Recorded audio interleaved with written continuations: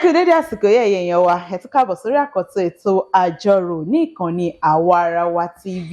Ẹ kú ti mọ̀ wá gẹ́gẹ́ bí ṣe wá pé àwa la máa ń ti ojúlé dójúlé láti mọ ibi tí ọbẹ̀ gbẹ́dùn. Àsìkò tá a dẹ̀ wà yìí iṣẹ́ tẹ́ rán wa náà là ń jẹ́ láti mọ àwọn tí wọ́n fẹ́ lọ ṣojú wa, láti mọ nǹkan tí wọ́n ní fún wa, láti mọ ìdí pàtàkì tó tiẹ̀ fi yẹ kí á gbárùkù tì wọ́n pé ó yá o ẹ máa nìṣó ẹ lọ ṣojú wa. Lára ohun tí ẹni ká máa ṣe ọ̀hún náà láti ti dé láti ṣe fún ti sáà yìí, Sekinat Adégòkè Yusuf lórúkọ tèmi.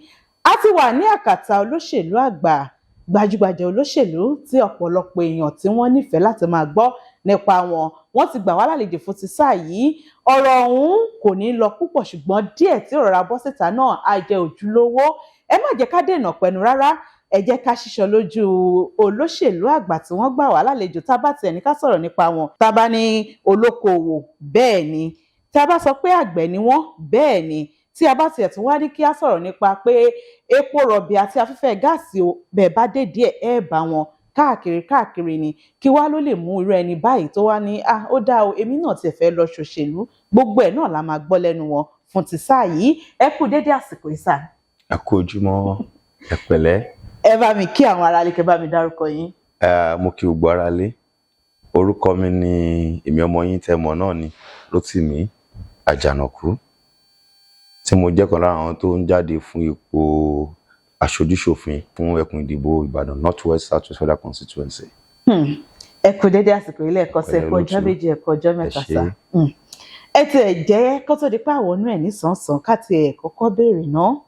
Ètò ìdìbò ó kù bíi ó dín díẹ̀ lọ́sẹ̀ méjì. Báwo lẹ ṣe ń wà nígbàradì sí?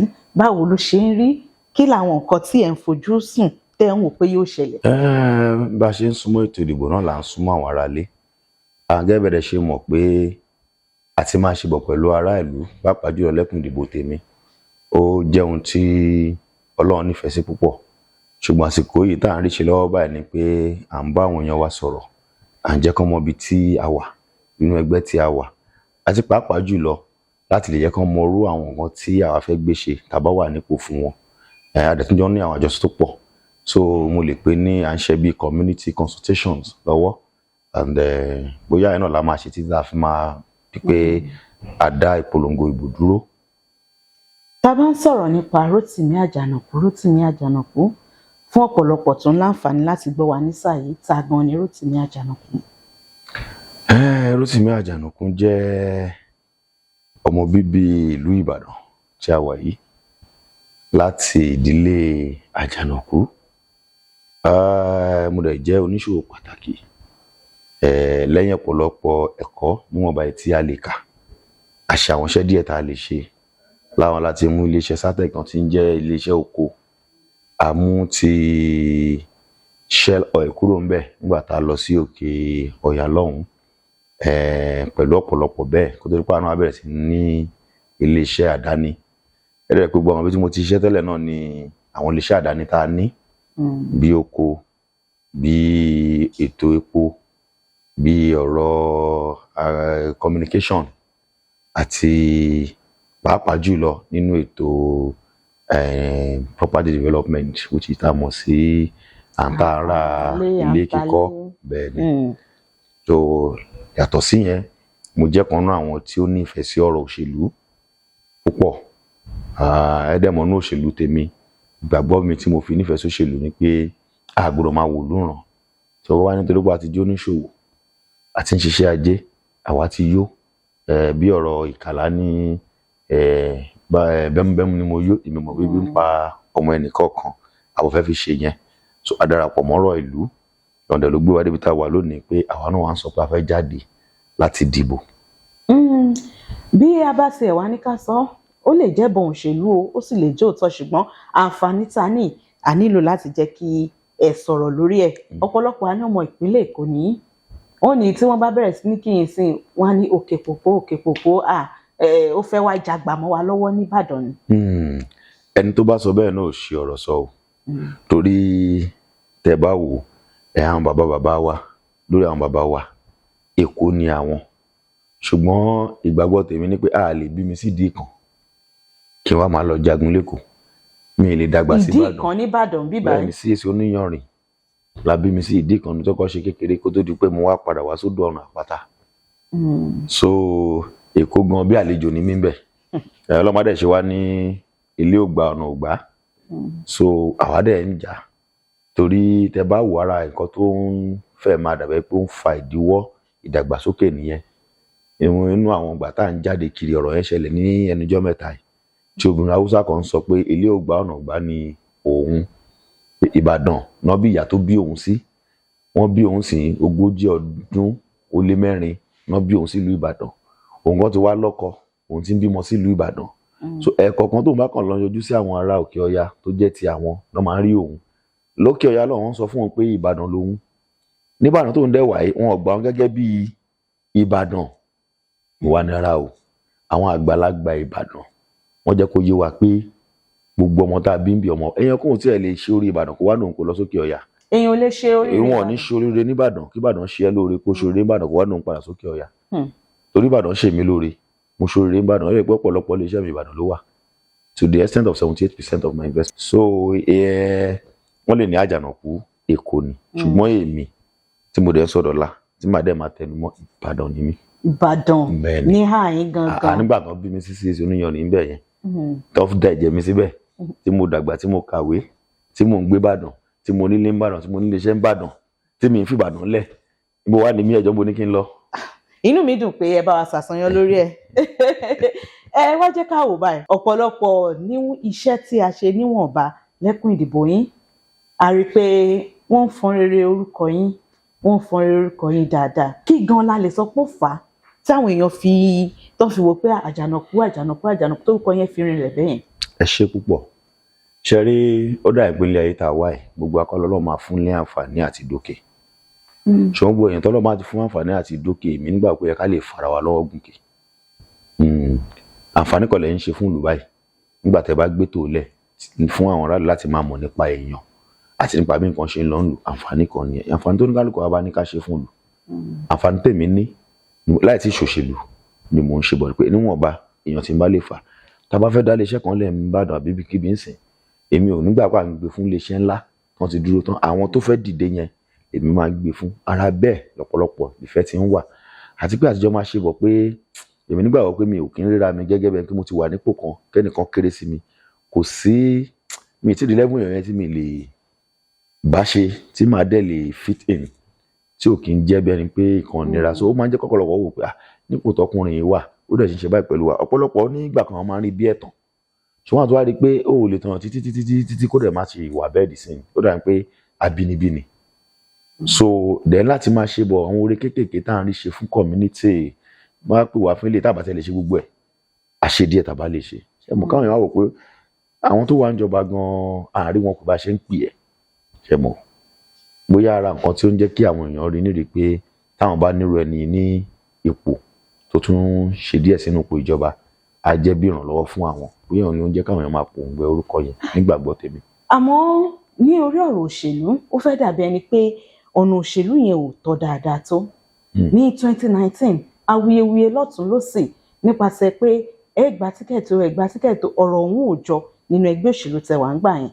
Ó tún ṣẹlẹ̀ ní àsìkò yìí ní 2022 tá a wà yìí tí ó fi jẹ́ pé ẹ tún wá fi bọ́ọ̀dì sínú ẹgbẹ́ òṣèlú ni. Báwo ló ṣe rọrùn sí fún yín ẹgbẹ́ òṣèlú onítẹ̀síwájú progressive lẹ́ ń tẹ̀lé tẹ̀ fi wá bọ́ọ̀dì sínú ẹgbẹ́ òṣèlú mi bá? Màá mẹ́nu bà kékeré láì nígbà wá lásìkò kí Ọlọ́run fọ̀run kí àwọn aṣíwájú wa late Lam Adésínà ló jẹ́ káwa nífẹ̀ẹ́ púpọ̀ sí progressive ó dẹ̀ ní òṣèlú tán fi tọ́ wa ẹ̀gbọ́n mi tó mú mi wọnú òṣèlú Rẹ̀mí Àlàó ẹ̀gbọ́n gíná jẹ́ sí mi àwọn olóyè kí n torí àwọn ló fẹ́ dìbò ńgbà yẹn táwa fi ní táwa wà ní school láfi ní interest nígbà táwa bẹ̀rẹ̀ sí ní ṣòṣèlú yẹn àwọn bàbá láàmú ni a bọ́ sí òṣèlú àwọn bàbá yẹn dẹ̀ ní progressive òṣèlú yàtọ̀ díẹ̀ mo dẹ̀ rí i pé nínú progressive wọn ò desperate wọn ò kí ń fipá ṣe nǹkan bí nǹkan bá ṣe gbà náà ṣe máa ń ṣe ó jẹ́ kí n nífẹ̀ẹ́ sí nítorí máa ń nígbàgbọ́ pé ẹni tó bá fẹ́ sin ìlú àti tó fẹ́ ṣe aṣáájú kò gbúdọ̀ wà too desperate kò ní dandan. So tẹ bá dẹ̀ wò nígbà tí ọkàn mi jáde ní 2010-11 tí àwọn bàbá àgbà ẹgbẹ́ yẹn pè mí pé wàá dúró ò ní lọ lásìkò yìí gẹ́gẹ́ bí ẹni tí ò rí pé dandan ẹ mọ̀ kẹ́ni tó bá fẹ́ sin ìlú ò gbúdọ̀ rí pé dandan àfẹ́mí mo ti gbà bẹ́ẹ̀ a dẹ̀ jọ pawọ́pọ̀ pẹ̀lú ẹni tá a gbé lẹ́nu ẹgbẹ́ wa ńgbà yẹn Ọlọ́run dẹ̀ bá wa ṣe ẹgbẹ́ ọtí ẹ̀ tó nǹkan kan gbà yẹn. ìyẹn ẹgbẹ́ òṣèlú nígbà yẹn ACN ni wá tí wọ́n jẹ́ APC báyìí. So a dẹ̀ dúpẹ́ Ọlọ́run bá wa ṣe àtó nǹkan kan Ọlọ́run sọ ìra wa di nǹkan ńlá ó fún David wa lágbára tá a fi ṣẹ́gun Goliath. Nígbà tó 2015 tí àwọn bàbá ṣe ìlérí pé èmi ni wọ́n gbọ́dọ̀ gbé fún ṣùgbọ́n ló jẹ́ káwọn bàbá yẹn wà láyé. So gómìnà àná lè tẹ Abiola Ajimobi nígbà tó ní 2015 wọ́n bá tún pè mí kí n tún jọ lẹ́ẹ̀kan sí ṣé kí ni wàá fẹ́ máa dàbí nǹkan mi báyìí ṣùgbọ́n ṣé àwọn pẹ́ẹ́n tó bá ti nífẹ̀ẹ́ ìlú bó ṣe wù kó rí náà wá ṣe máa fara dà ní. So mo tún gbà ní 2015 yẹn. Nígbà tó wá 2019 tó mú mi bínú kúrò nínú ẹgbẹ́ yẹn ni pé létà Ajimobi sọ fún mi pé nígbà tí àwọn bàbá lam tán bá mi ṣe àjọrò pé kí n ní sùúrù yẹn òun ò sí ń bẹ̀ pé kò ṣojú àwọn páwọn ò lọ́wọ́ sí pé eléyìí àwọn làwọn fẹ́ gbà gẹ́gẹ́ bí gómìnà lọ́wọ́ mi gẹ́gẹ́ bí ẹ̀gbọ́n gẹ́gẹ́ bí bàbá pé ẹni tó fẹ́ lọ yìí kò gbọdọ̀ sọ pé òun fẹ́ lọ sẹ́lẹ̀ kẹta pé ká jẹ́ kó ṣẹ̀ méjì tiẹ̀ kó náà sinmi bá jẹ́ kó ṣèrò ńlẹ̀ nígbà wo ló tọ́ pé ẹni tó ti lọ àkọ́kọ́ tó bá lọ lẹ́ẹ̀kejì ńgbà náà ká jẹ́ kó lọ tó bá dẹ̀dí tó ń bọ̀ kò jẹ́ kó tún jẹ́ kó mú nira kankan dání mọ́.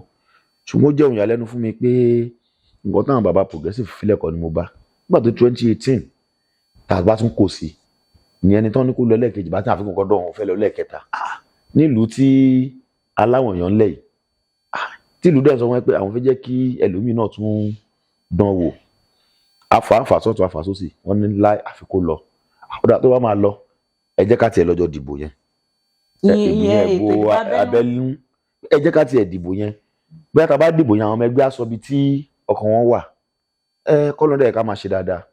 Ó jẹ́ pé gómìnà àná gan sọ pé ó pa aláṣẹ fáwọn ọmọ ẹgbẹ́ pé tẹ òun nìkan lọ ṣe pé òun lòún fẹ́ jẹ́ kó lọ wọn gbọ́dọ̀ ṣe tọ̀dọ̀ mi. Ṣùgbọ́n ó jẹ́ ohun ìwúni lórí pé ìbò ọjọ́ yẹn àwọn ọmọ ẹgbẹ́ yẹn dì í tán rí tó darí pé mo na akẹgbẹ́ mi yẹn mo nà dáadáa nígbà tí òun ṣe díẹ̀ ni o mo nà dáadáa. Mo ṣe lóòótọ́ àwà ẹ̀ ọ̀pọ̀lọpọ̀ ni òun ṣe man of honourable they are not man of honour. And maybe the tó bá fẹ́ ṣe aṣáájú ó gbọ́dọ̀ ní ohun rere tí ayé ní láti máa rí mọ́ ẹ. Wọ́n yà lẹ́nu jọ yẹn pé wọ́n kó ìbò wà mọ́ ìbò tiẹ̀ ṣùgbọ́n àwa ní àwọn kámẹ́rà tó dáwà náà ti ń retí àwọn nǹkan bẹ́ẹ̀ tá a sẹ́ẹ̀tì ilẹ̀ fún wọn. Tó ọmọ ìjọba ń tẹnu pé tí n bá ti sọ prógráàmù yẹn mo ń dújọ́ tí akẹgbẹ́ mi yẹn á wá jiyàn pé bó ṣe rí kọ́ nìyẹn à gbé fídíò yẹn jáde tó rà ṣe ní lọ́wọ́ báyìí. Nígbà tí kọ́lọ́fù ọ̀run kẹ́ni tó wá ṣe prógráàmù yẹn gbà yẹn Sẹ́ríkì màá gbàgbé orúkọ ọkùnrin báyìí ó ní ambassador to Spain ó ṣaláìsí lẹ́nu ọjọ́ mẹ́ta Délémọ́lá Sẹ́ríkì mo ń gbà tán fún lámbásádọ̀ mo kọ ní ìṣùkọ́ gbà yẹn mo ní irú èèyàn bẹ́ẹ̀ yóò tọ́ láti jẹ ambassador wa torí ọwọ́ ẹ̀ ò mọ̀ kò lóòótọ́. Nígbà tó wá ṣe ètò ìbò torí èlò náà lè fún ẹ tó wá gbé ipò ẹni tó win fún ẹni tó lose mo lè máa fún ẹ báyìí eléyìí ò ń ṣe ambassador àwọn tó nǹkan tí àdéhùn níta fẹ́ máa fi àtúnṣe sílẹ̀ Nàìjíríà nìyẹn irú àwọn èèyàn bẹ́ẹ̀ yóò tọ́ nípò wọ́n wá gbé ṣùgbọ́n tó wá gbé yẹn a tún wá competition sí national ṣùgbọ́n yà mí lẹ́nu pé látòkè gan ẹgbẹ́ yẹn ò tiẹ̀ ṣe nǹkan kan ṣe ni wọ́n tún lọ fowó rà wọ́n ni èmi ò ní fowó rà nǹkan kan o torí èmi fẹ́ sin ìlú ni mi ì ní wà desperate láfi kúrò ẹgbẹ́ yẹn gbà yẹn wọ́ọ́rọ́wọ́ ṣùgbọ́n àtọ́ tún bẹ̀ wá nígbà tí ó gbẹ dàrú tọ́lọ́dẹ̀ ṣe pé Ọlọ́run wá kúrò nígbà yẹn ní 2018 yẹn àbá wọn ṣe ẹ̀ẹ́dẹ̀ gbà àpótí ìbò níbòmíì.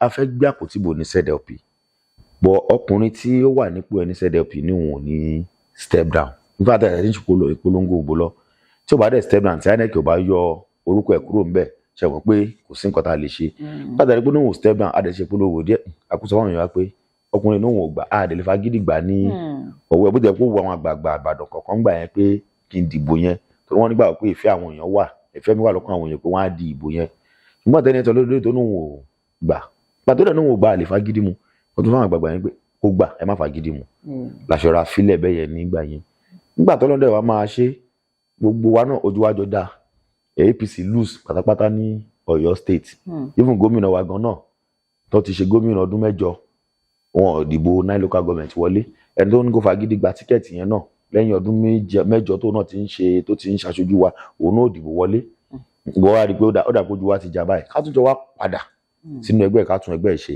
èyí tó ti wá lọ yẹn wá burú jù táwa ṣe last lọ.